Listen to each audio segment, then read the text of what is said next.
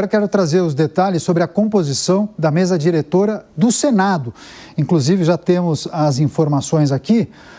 Presidente Davi Alcolumbre, União Brasil, e os dois vice-presidentes. Eduardo Gomes, do PL de Tocantins, primeiro vice-presidente. Então, o PL pegando a primeira vice-presidência tanto da Câmara quanto do Senado.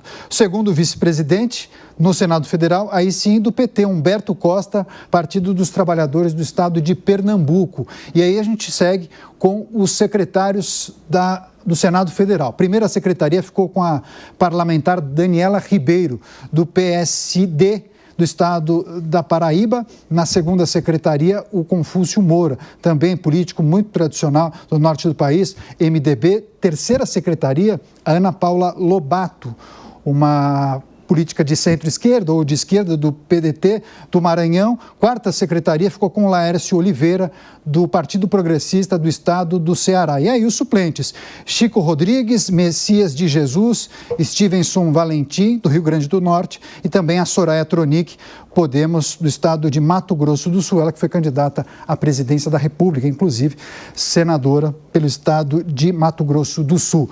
Chamar o Nelson Kobayashi, trazer as impressões dele para essa composição da mesa diretora no Senado. Koba, algo lhe chamou a atenção? Os partidos foram contemplados, há uma pluralidade quando a gente olha para o espectro político, né? Mas há diferenças importantes em relação à composição da mesa do Senado, se a gente olha para a da Câmara?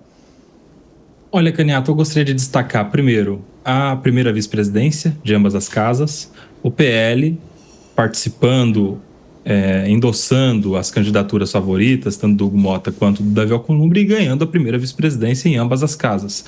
Isso, de alguma maneira, pode alentar aquelas críticas que se faziam contra o PL, de que deveria lançar candidatura própria, como lançou o Marcos Pontes avulsamente, sem apoio do partido no Senado, né? E como fez o Rogério Marinho nas eleições passadas, daquela vez sim, com apoio do partido. Então, de alguma maneira, saiu contemplado o PL, agora não lançando ou não apoiando uma candidatura própria.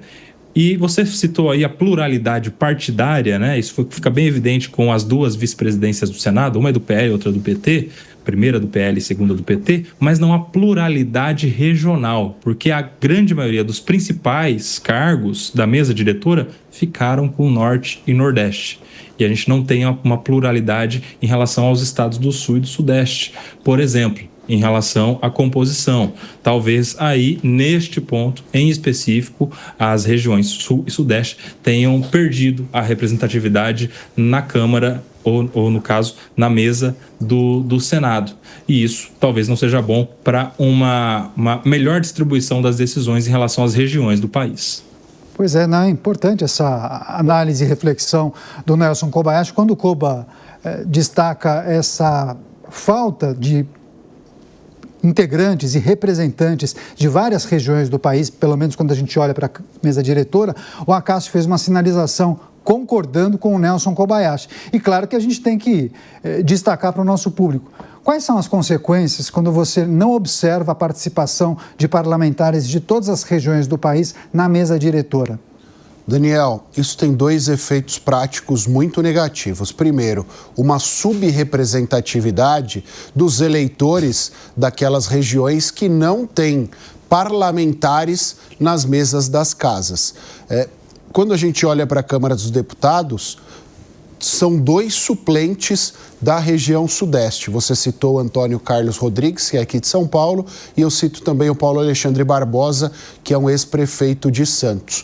No Senado Federal, isso fica ainda mais evidente. Olhando aqui, não há nenhum representante de nenhum dos estados das regiões Sul e Sudeste.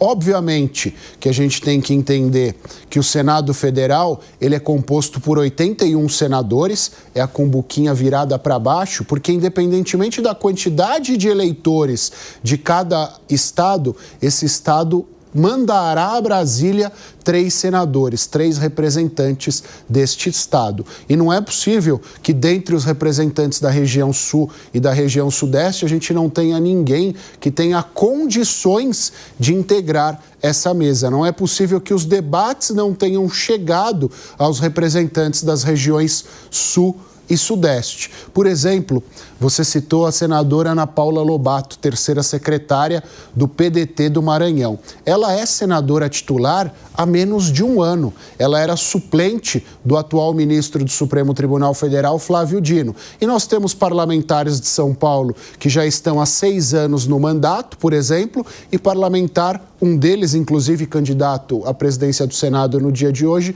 que está há 2 anos. Então, eu acho que essa pluralidade construída a partir do diálogo é necessária. E a ausência de parlamentares destas regiões torna os eleitores destas regiões subrepresentados e é péssimo para o Pacto Federativo.